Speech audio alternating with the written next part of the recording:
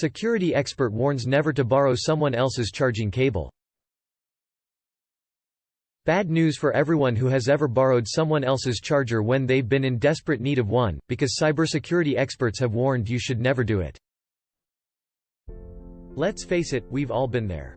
Whether you're on 1% battery at work and your train tickets are on your phone, or you've gone on a weekend break sans charger and just asked to borrow one from the hotel reception, it's a pretty normal thing to do.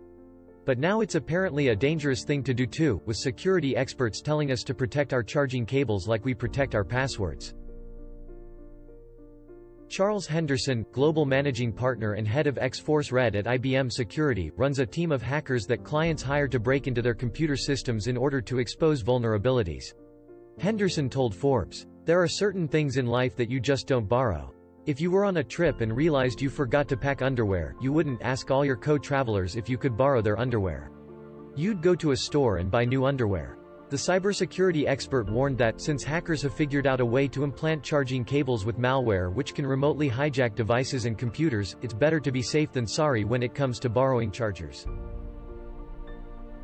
His team attempts to teach clients to be less trusting of third-party charging cables by sending them fake iPhone cables in the mail which are branded with something innocuous, like a vendor or a partner that they have listed on their website. They then see if the person plugs the cable in. Although malicious charging cables aren't a widespread threat at this moment in time, Henderson says this doesn't mean we won't see it in the future.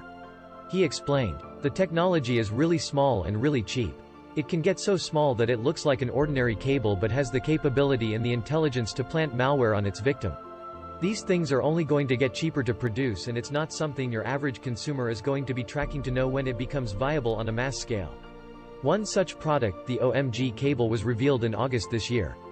For the time being though, the bigger threat is USB charging stations, which can be found in public places such as airports, as there have been some instances of people modifying these charging stations.